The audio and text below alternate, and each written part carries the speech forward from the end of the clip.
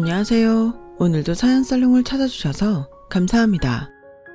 저는 30대 후반 평범한 딸 둘 엄마입니다. 저도 평소에 사연을 아주 즐겨 듣고 있어요. 매번 듣기만 했는데 제 이야기를 한번 해보려고 합니다. 평생 남들 앞에 떵떵거려 본 적 없던 저였는데 바보 같은 전 남편 덕분에 의도치 않게 통쾌한 복수를 하게 되었거든요.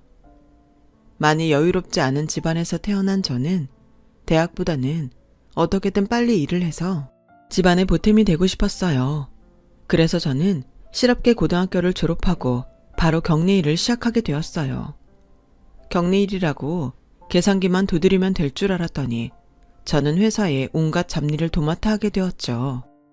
아침 일찍 다른 직원들 출근하기 전부터 청소에 걸레빨래, 사장님 비서 노릇까지 했죠.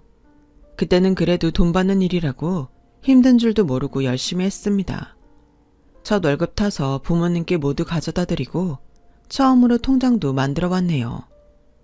엄마, 아버지, 이거 제가 처음으로 일해서 번 돈이에요.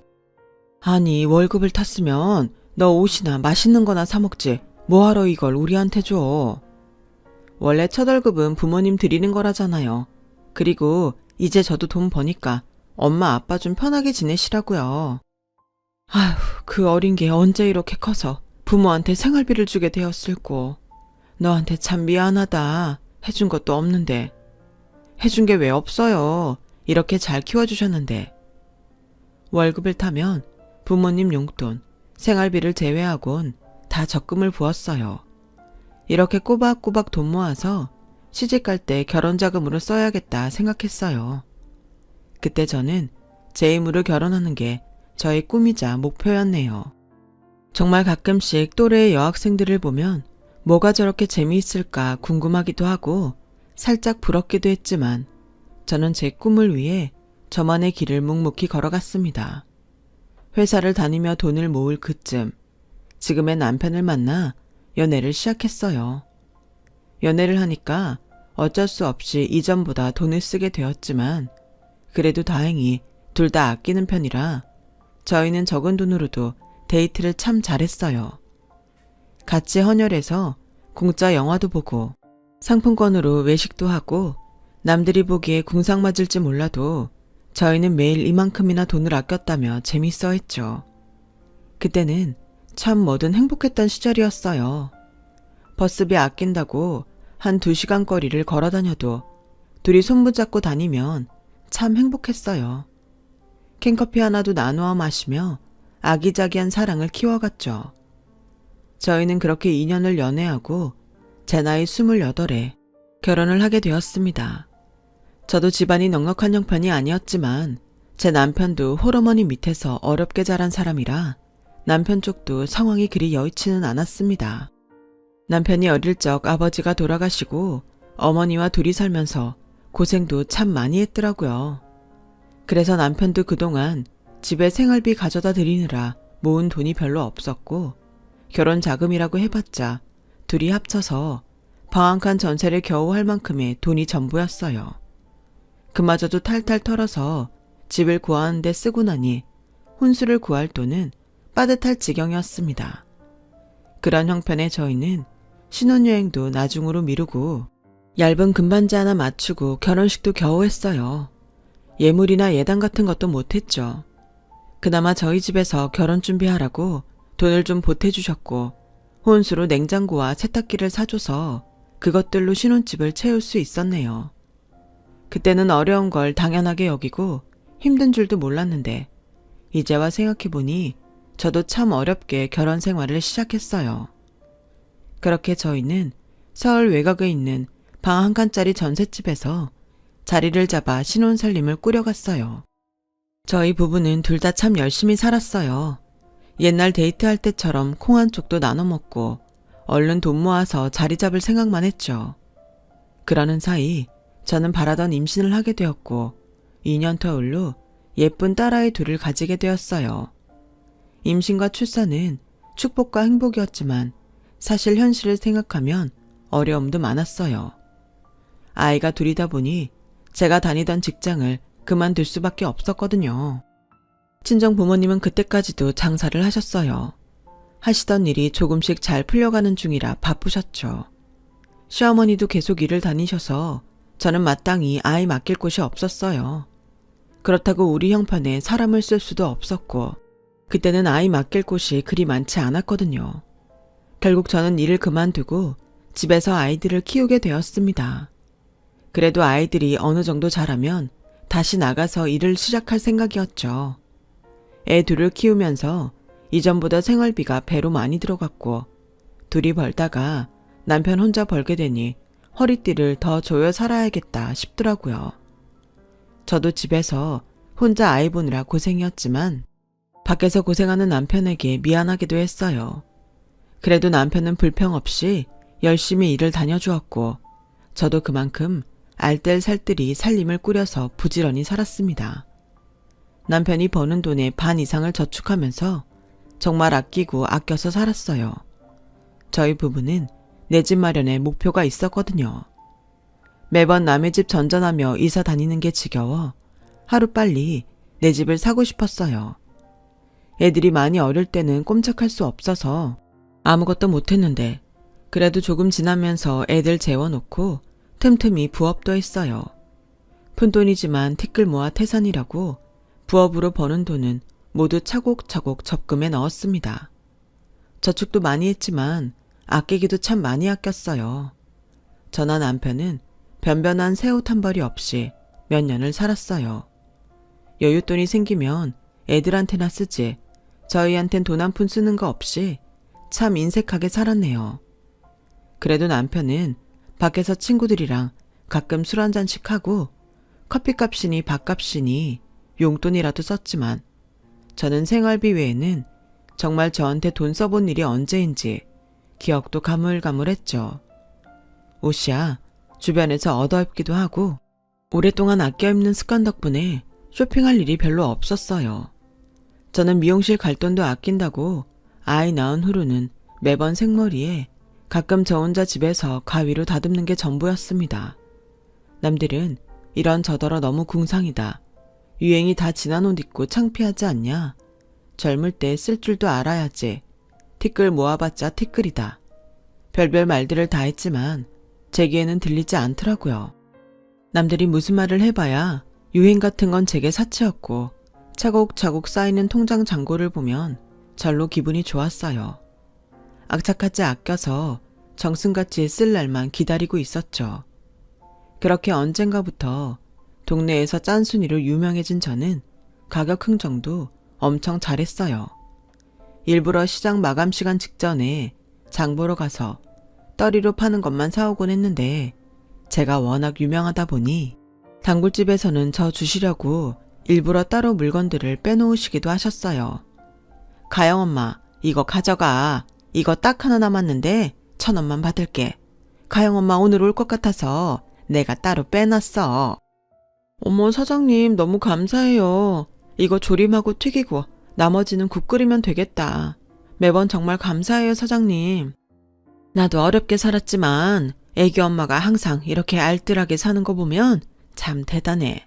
하긴 애 둘이나 키우려면 돈 한 푼이 아쉽지. 근데 그렇게 열심히 모아서 어디다 쓸 거야? 저희 집 사야죠. 애들 방 하나씩 딸린 집 사는 게 제 꿈이에요. 저는 중학교 가기 전까지 제대로 된 방 한 칸 없이 부모님 방에서 지냈기 때문에 제 아이들에게는 꼭 방 하나씩을 만들어주고 싶었어요. 아마 그래서 내 집 마련이 더 절실했는지도 모르겠네요. 그런 목표가 있었던 저는 그것 하나만 보고 정말 열심히 살았어요. 이제 와서 하는 말이지만 저라고 돈 쓸 줄 몰라서 안 썼겠나요? 저도 맛있는 것 좋아하고 신선한 과일 잘 먹습니다. 제가 바보라서 다 무른 떨이 과일만 사고 유행 몰라서 새 옷도 안 사는 게 아니죠. 그저 우리 형편에 저축 말고는 답이 없으니 그렇게 악착같이 아끼면서 살았던 거였어요. 그런데 제가 이렇게 살았더니 저는 원래 그런 사람인 줄 아는 건지 처음에는 서로 열심히 아끼며 살자던 남편이 언젠가부터 딴소리를 하더라고요. 또 고등어야? 아 지금 3일째 고등어야. 다른 반찬 없어? 거기 장아찌도 있고 나물도 있잖아. 고등어를 떨이할 때 많이 사서 그래. 오늘까지만 먹어. 겨우 3일인데 왜 그래? 겨우 3일? 밖에 나가서 일하는 사람 3일 연속 같은 밥상 차려줘봐. 누가 좋아해? 당신은 그래도 점심은 나가서 먹잖아. 저녁 한 끼인데도 그렇게 싫어? 그렇게 평소에는 반찬이 겹치지 않게 신경을 썼는데 어쩌다 보니 그렇게 됐어요. 그래도 군말 없이 먹던 남편이 겨우 같은 반찬 몇 번 올라간 걸 가지고 갑자기 반찬 투정을 하니 좀 당황스럽더군요. 내일부터 다른 거 해줄게. 오늘까지만 이거 먹어. 고등어 몸에도 좋고 맛도 있는데 왜 그래? 당신은 언제까지 이렇게 궁상 떨면서 살 거야? 맨날 떨이. 그놈의 떨이 소리 치가 떨린다. 궁상이라니 당신 말을 왜 그렇게 해? 그럼 이게 궁상인지 뭐야? 화장실 물도 아껴. 전기도 아껴. 지금 봐봐. 이 어두운데 부엌등 하나 안 켜고. 남들 봐라. 밥 먹을 때도 거실까지 환하게 하고 살아. 이거 전기세 얼마나 한다고 이러냐? 굳이 낭비할 게 뭐 있어. 아끼고 살면 좋지. 우리 빨리 모아서 집 사서 이사 가야지. 조금만 더 모으면 우리 이사 갈 수 있어. 그때까지만 참아. 우리 애들한테 좋은 집 살게 해줘야지. 당신처럼 이렇게 아등바등 아끼고 모아서 언제 집을 사냐? 푼돈 아껴서 모아봤자 푼돈이야. 그럴 바에 차라리 있을 때 쓰고 마는 게 낫겠다. 맨날 반찬도 이런 거나 먹고 그냥 나가서 어떻게든 돈을 벌어와. 당신 갑자기 왜 그래? 요즘 회사 많이 힘들어? 그런 거면 나한테 진작 말을 하지. 알았어. 내일은 오랜만에 소고기 구워줄게. 기분 좀 풀어. 미안해 여보. 당신 고생하는 건 나도 잘 알아. 그래도 애들 학교 들어가면 나도 일 다시 할 거고 그때는 더 나아질 거야. 그리고 푼돈 아냐. 우리 그동안 돈 꽤 많이 모았어. 그래도 남편이 몇 년째 혼자 돈 버느라 꽤 지친 듯 보였죠. 그래도 저는 힘들지만 조금만 더 노력했으면 싶었어요. 아무래도 남편은 저축으로는 희망이 없다 싶었나 봐요.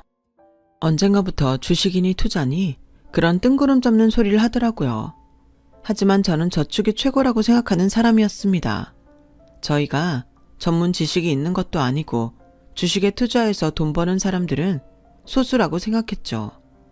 우리 같은 소시민들은 그저 아끼고 모으는 것이 가장 빠르고 안전한 길이라 생각해서 저는 주식 같은 건 생각한 적도 없어요.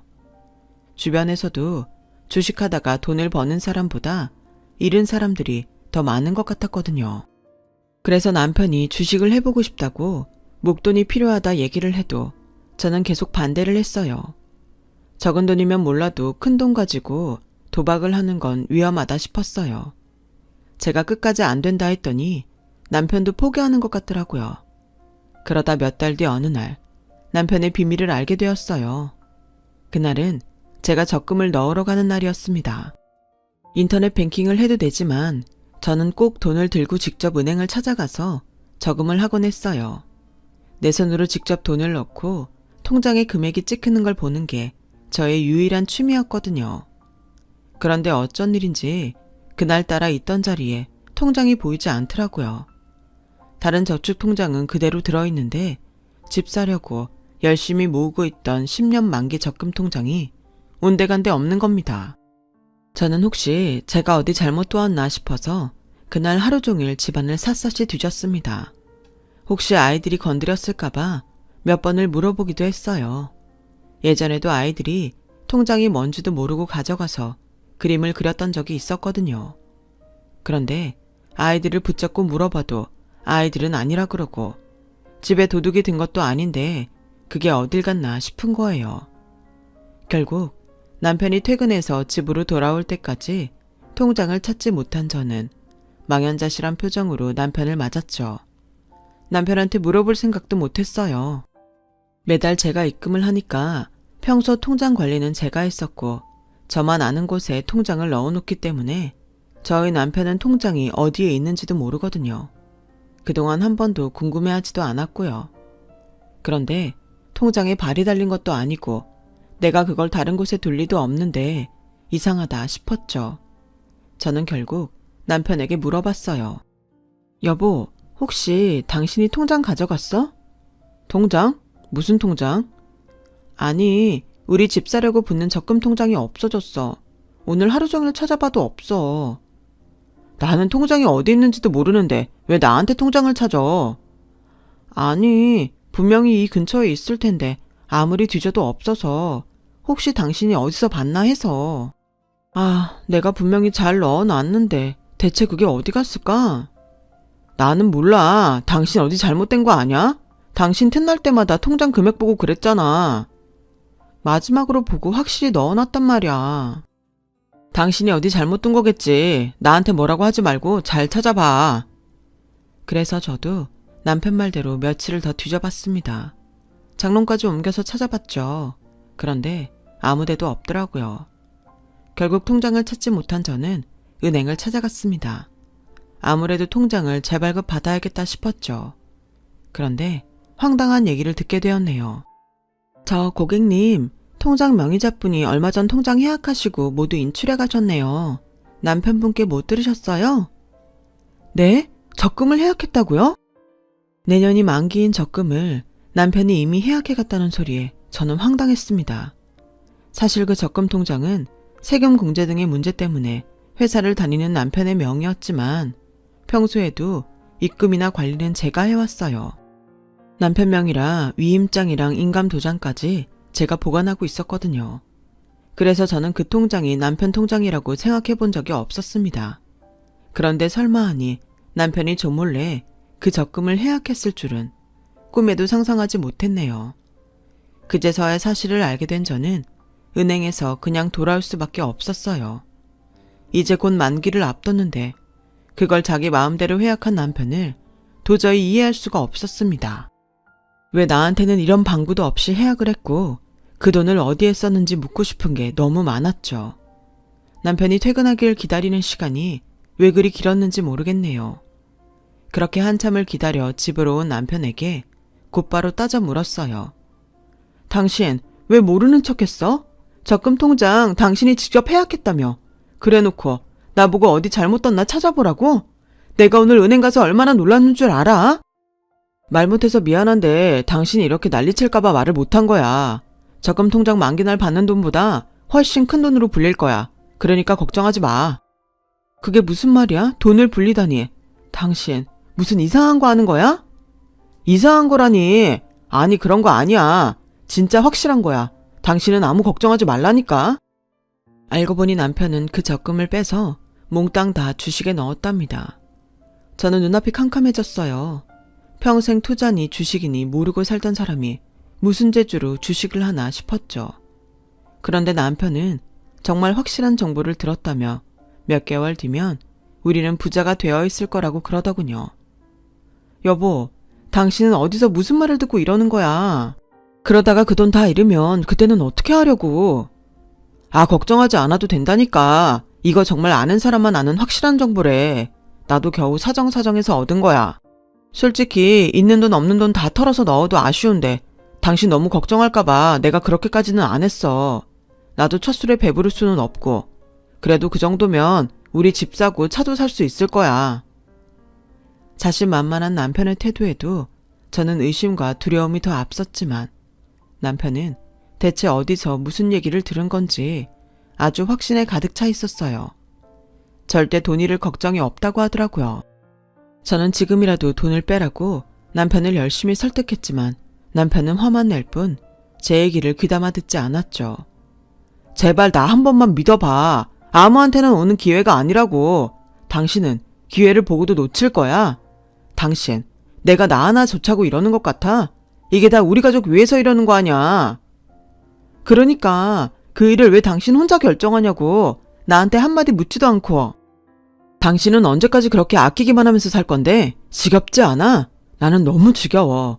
맨날 한 푼 두 푼 연연하면서 계산하면서 사는 것도 지겹고 남들 다 쓸 때 우리만 아등바등 사는 것도 지겨워. 그렇게 해서 뭐가 나아지긴 했어? 우리가 그 고생을 해서 몇 년을 모아서 겨우 그 정도밖에 못 모았어. 집값은 매년 오르는데 우리는 몇 년을 더 모아야 집을 사겠어. 이거면 정말 큰 돈 벌 수 있다니까? 결국 남편은 저보다 그 주식을 더 믿었습니다. 매일 얼마씩 오르는 주식을 보며 이것 보라고 기뻐하기도 했어요. 저 역시도 남편의 말을 누구보다 믿고 싶었습니다. 정말 값이 올라 큰 돈을 벌게 된다면 누구보다 제가 기쁘겠죠. 그렇지만 저는 왠지 모를 불안감이 있었어요.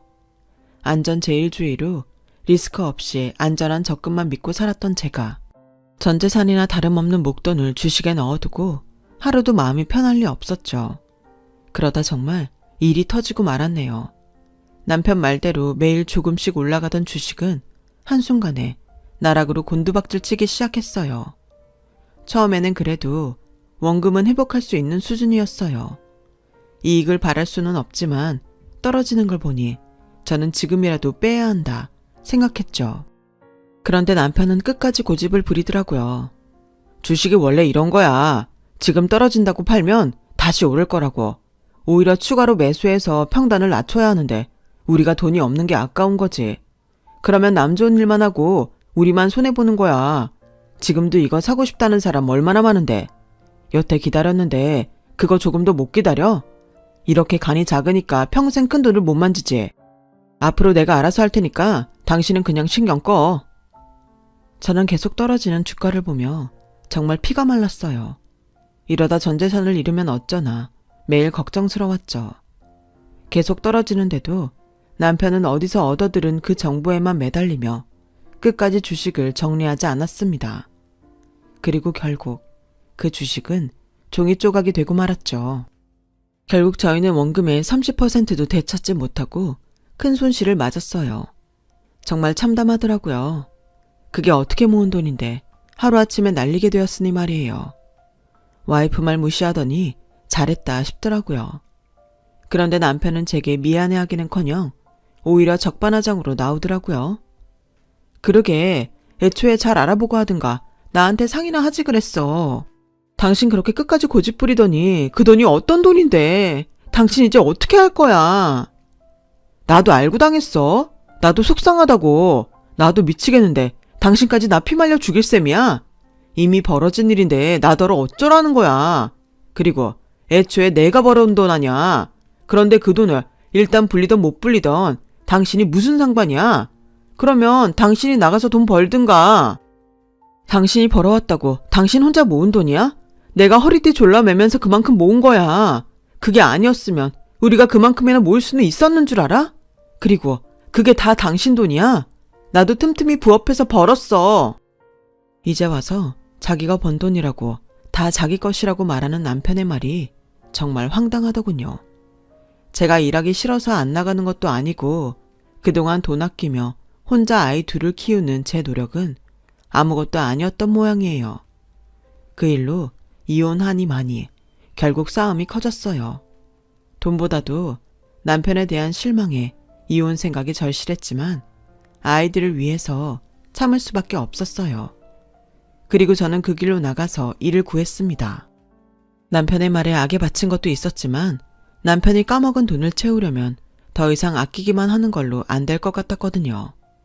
그렇게 저는 낮에는 마트에서 일을 하고 저녁에는 아이들을 돌보며 원래 하던 부업도 쉬지 않고 계속했어요. 잃은 돈은 너무 아까웠지만 후회하기도 늦었고 처음부터 다시 시작하기로 했어요. 그리고 그 일로 저는 남편에게서 경제권을 모두 가져왔어요. 그래도 잘못한 건 아는지 순순히 경제권을 넘겨서 그냥 넘어가기로 했지만 이미 남편에 대한 저의 신뢰는 깨져버렸죠. 그 이후로 남편을 2번 다시 못 믿겠더라고요. 저는 남편 월급을 제 통장으로 받아서 남편에게는 따로 용돈을 줬어요. 그리고 남편이 2번 다시 그런 일을 벌이지 않게 아예 통장 명의도 다 제 이름으로 바꿨습니다. 주식 사건 이후로 돈 관리를 모두 제가 하게 되면서 남편이 관리하던 월급 통장을 뒤져보니 남편이 주식 말고도 저에게 숨긴 것이 많더군요. 남편은 그동안 회사에서 받은 상여금이나 보너스도 제게 속였고 월급 인상도 제게 알리지 않았어요. 그것도 모르고 저는 매년 연봉 협상에 실패했다는 남편 말만 믿고 오르는 물가에도 더 바짝 조이며 악착같이 살았었는데 그리고 남편이 저 몰래 시댁에 돈을 가져다 준 것도 새롭게 알게 되었죠. 저는 그제서야 시어머니가 무슨 돈으로 김치냉장고를 사셨고 어떻게 냉장고와 소파를 바꾸셨는지 알게 되었습니다. 어느 날 갑자기 굳이 멀쩡한 냉장고랑 깨끗한 소파를 새 것으로 바꾸시기에 어머니가 갯돈이라도 타셨나 생각했는데 그게 다 남편 주머니에서 나온 돈이었네요. 저는 그것도 모르고 시댁에서 어머니가 버리신다는 쇼파를 얻어다 놓고는 좋다고 쓸고 닦아서 썼습니다. 나중에서야 그걸 알고 나니 정말 속상하더라고요. 저는 친정 부모님께 용돈 한번 챙겨드리지 못했는데 남편은 여태 혼자 효자 노릇을 하고 있었구나 싶어져 정말 기가 막혔네요. 사실 시어머니에게 돈을 해드린 게 문제가 아니라 남편이 여태 나한테 그런 문제를 모두 숨기고 자기 멋대로 했던 게 화가 났어요. 차라리 말이라도 하고 상의 한번 했으면 이렇게 배신감을 느끼지 않았겠죠. 게다가 자기가 번 돈이라고 자기 부모에게만 쓴 것도 어이가 없었고요. 남편은 집 모을 때까지 아껴야 하니 이해해달라며 친정 식구들과 식사하는 자리에서 계산 한번 한 적이 없었거든요. 그러면서 자기 엄마한테는 아주 효자였어요. 그것만 해도 화가 나는데 이제는 또 시어머니가 시비를 거는 거예요. 이제 와서 갑자기 네가 무슨 일을 한다고 입업석이야. 네가 그렇게 나가서 벌어서 집에 보탬이 되니? 일 다닌다고 네 남편 밥도 제대로 안 챙기는 거 아니냐? 애들도 아직 어린데 방치하고 말이야.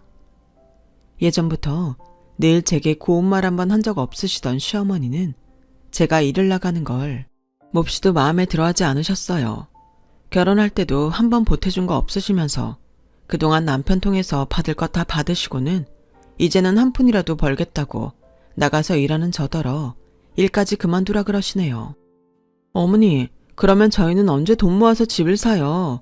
이번에 애들 아빠가 주식으로 큰돈 날린 거 메꾸려면 저라도 나가서 일해야죠. 어차피 애들은 제가 잘 케어할 거고요. 어머니한테 애들 안 맡길 거니까 혹시나 걱정하지 마세요. 너는 하나 있는 며느리가 시애미한테 말하는 싸가지 봐라. 내가 이래서 널 이뻐라 못하는 거야. 네가 나한테 잘했어 봐라. 내가 지금 너를 업고 다니지. 제가 처음부터 잘하려고 안 했겠나요? 매번 아들만 귀하게 대하시니 저도 어머니한테 바라는 건 없고 고마운 것 없이 살았죠. 시어머니는 그동안 제가 급한 일 생겨도 당신 모임 가셔야 한다며 손녀들 한번 돌봐주신 적이 없었던 분이에요. 오죽하면 급할 때마다 장사하시는 저희 친정에 맡겨놓거나 했지 시어머니한테는 무슨 일이 있어도 빚지는 일을 안 했어요. 뭐라도 부탁드리면 그걸로 저를 볼 때마다 들들 볶으시는 분이었으니까요. 그래도 살아보겠다고 발버둥 치는 며느리 이해 좀 해주시지. 그 와중에도 아들 밥 못 챙길 것만 걱정하신 분이셨죠. 평소에도 제가 옷 사입을 돈 없어서 추리하게 다닌다고 당신 아들 면 떨어뜨린다며 구박하시던 분이라 놀라울 것도 없네요. 시어머니는 매일 전화로 일 관둬라, 경제권 남편한테 넘겨라 난리를 쳤지만 저는 꿋꿋이 일을 해나갔어요. 제가 나가서 돈 벌고 직접 돈 관리를 했더니 전보다는 금세 돈이 모이더라고요. 그동안 시댁으로 남편이 벌어온 돈이 얼마나 흘러갔을지 나 혼자 바보짓 했구나 싶기도 하고 참 많은 생각이 들더라고요. 그래도 애들 중학교 가기 전에는 집을 사보자고 더 열심히 버텼습니다. 사실 저도 다시 그 짓을 하려니 막막했지만 다른 도리가 없었어요. 저희 같은 소시민들은 평생 벌어서 집 한 채 얻기도 힘든 시절이니 말입니다. 처음에는 자기 잘못 알아서 조용히 있던 남편은 용돈 받는 삶이 힘들다며 점점 불평이 심해졌어요. 자기가 이러려고 돈 버는 거냐며 맨날 싸움을 걸더라고요. 나라고 누구 때문에 이 고생을 다시 하는 건지 갑갑한데 자기만 힘들다고 저리 투덜대니 무슨 말을 해줘야 할지 모르겠더라고요. 그 와중에 주택청약은 번번이 떨어지고 저도 점점 지쳐갔죠. 그러던 중에 저희 부모님이 제게 아주 큰 선물을 해주셨어요. 사실 몇 년 전 친정 부모님이 경매로 아주 싸게 건물을 하나 낙찰받으셨다고 하시더라고요. 20평 정도 되는 5층짜리 건물이었는데 그때는 그 동네 시세가 저렴하기도 했고 그 건물이 경매 물건이라 부모님의 장사가 날로 잘 되어갈 그 무렵 정말 운 좋고 때에 맞게 저렴한 가격에 구매를 하실 수 있으셨어요. 평생 장사하시는 두 분이 가게 일이 점점 힘에 부치셔서 월세 받으면서 노후 보내시려고 건물을 구매하신 거였죠. 저는 남편한테 그 사실을 얘기하지 않았어요. 주식으로 큰돈 잃은 남편에게 그런 말해서 좋을 게 없겠다 싶었거든요. 혹시나 자기가 그 건물 관리하고 월세 대신 받겠다. 아니면 건물 담보로 대출받겠다. 뭐 그런 소리라도 꺼낼까 봐서 말이에요. 항상 힘들 때면 시댁 도움은 바라지도 않으면서 열심히 사시는 저희 친정에만 앓는 소리 하던 남편이었으니까요. 그래서 남편에게는 숨기고 저 혼자 가끔 부모님 장사와 건물 관리 도와드리고 그랬어요. 그런데 부모님이 그걸 제게 증여해 주시겠다고 한 겁니다. 그 얘기를 듣고 너무 놀랐어요. 건물 하나 있으면 새나 받아먹고 편할 줄 알았더니 이것도 보통 일이 아니다. 나이 들면 지금보단 좀 편하게 살려고 그랬는데 이것도 우리한테는 힘에 부치네. 아직 우리는 장사도 할 수 있고 말야. 건물 너한테 주면 네가 관리하고 우리가 더 늙어서 장사 그만두면 용돈이나 주렴. 그 건물을 나 준다니? 그게 무슨 말이야? 이미 다 결정된 일이야. 형편 어렵다고 대학도 못 보내주고 결혼할 때도 뭐 해준 것도 없는데 우리는 내내 그게 마음에 걸렸어. 지금도 네가 이 고생하면서 사는데 부모가 그걸 어떻게 보고만 있냐. 민경아, 이제라도 김서방이랑 편하게 살아. 부모님은 더 이상 제가 고생하고 사는 게 싫으시다면서 건물을 증여해 주셨습니다. 저는 제 돈으로 증여세를 냈고 너무 감사하게도 가족들 덕분에 건물주가 되었네요. 이제 건물도 있고 건물 담보로 대출받아서 집도 살 수 있겠다 싶어서 저는 남편과 행복한 미래를 꿈꿨습니다. 그런데 건물 얘기를 알게 된 남편이 갑자기 이혼 얘기를 꺼내더군요. 우리 이참에 이혼하자. 그 동네 시세 올라서 건물값도 잘 받겠던데 그거 팔아서 재산 분할하고 우리 갈라서자. 나 그동안 당신이랑 사는 거 지긋지긋했고 그 돈으로 새 인생 살고 싶어. 어떻게 그 건물 얘기를 알았나 봅니다. 그래도 남편이라고 같이 잘 살 생각을 했었는데 갑자기 이혼 얘기를 꺼내는 남편이 어이가 없었죠. 그동안 자기가 뭘 그렇게 참았고 지긋지긋했는지 그리고 자기가 뭐라고 내 건물을 나눠 갖겠다는 건지 황당할 따름이었는데요. 남편은 정말 이혼할 생각인지 이혼 서류에 도장까지 찍어서 내밀더라고요. 한참을 고민하던 저도 결국 남편 뜻대로 이혼을 결심했죠. 어차피 여태 애들도 나 혼자 키웠고 저런 놈이랑 더 살아서 뭐 좋을 게 있나 싶더라고요. 남편은 그 길로 짐을 싸서 시댁으로 들어가더니 법정에서 보자고 하더군요. 재산 분할이랑 아이들의 양육권을 달라고 하니 말이 안 통해서 결국 소송으로 갔습니다. 저는 돈 들여서 변호사를 동행해서 갔는데 남편은 변호사도 없이 판사 앞에서 아주 당당하게 재산 분할을 얘기하더라고요. 증여재산은 재산 분할 대상이 아닙니다. 그러니 부부 공동재산에서만 분할이 가능합니다. 판사님의 말에 그제서야 한 대 맞은 것 같은 표정을 하던 남편은 그 앞에서 아주 발악을 했습니다. 아니, 부부 재산인데 왜 분할이 안 됩니까? 그럼 여태 내가 월급 가져다 준 거 같이 쓴 거는요. 세금도 내 돈으로 낸 건데 그건 어떻게 합니까? 애초에 저 여자가 다 가져가서 관리했다고요. 남편은 제 건물도 자기랑 나누게 될 줄 알고 이혼하려 했는데 바보같이 증여재산이 뭔지도 몰랐던 모양이에요. 남편이 항소를 하고 변호사를 구해서 재판이 길어졌는데 그 사이 시어머니가 제게 전화해서 그동안 아들 덕에 먹고 살았으니 제 건물 뱉어내고 아이들 보내라며 쌍욕을 했고 저는 그걸 전부 녹음했죠. 그리고 평소에 시어머니가 제게 문자로 난리쳤던 것까지 다 복구해서 증거로 제출했어요. 그 결과 저희는 결국 남편과 실로 이혼을 하게 되었어요. 남편이 제 유책이라고 말하던 경제권 문제나 용돈 문제는 그간의 통장 내역과 주식 실패 문제로 해결되었고요. 부부 재산이라고 해봤자 전세금이랑 그동안 저축이 전부였지만 그건 당연히 반으로 나누게 되었고 오히려 저는 남편에게서 위자료까지 받게 되었습니다. 양육권도 물론 제가 가져왔고 말이에요. 결국 제가 소송에서 이기자 남편은 이제 와서 아쉬운지 다시 합치자며 설득을 하더라고요. 애들 봐서라도 부부가 같이 살아야 한다던데 애초에 이혼하자고 한 게 누구였는지 헷갈릴 정도더라고요. 그렇지만 저는 흔들리지 않고 못난 남편과 끝을 내고 말았어요. 그리고 이혼과 함께 저는 새 집으로 이사를 갔어요.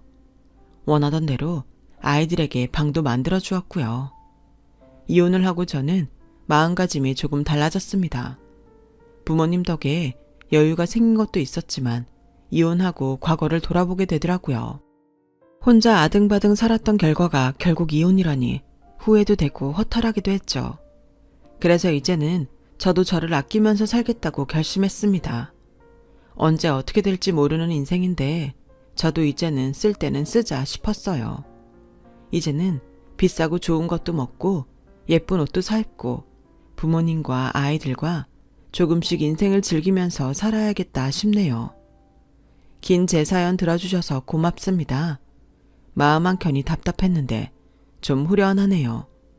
들어주신 분들 항상 행복하시고 꽃길만 걸으세요. 여러분, 사연 댓글에 응원과 현명한 조언 부탁드려요. 좋아요와 구독은 저에게 큰 힘이 됩니다. 오늘도 좋은 일 가득하세요.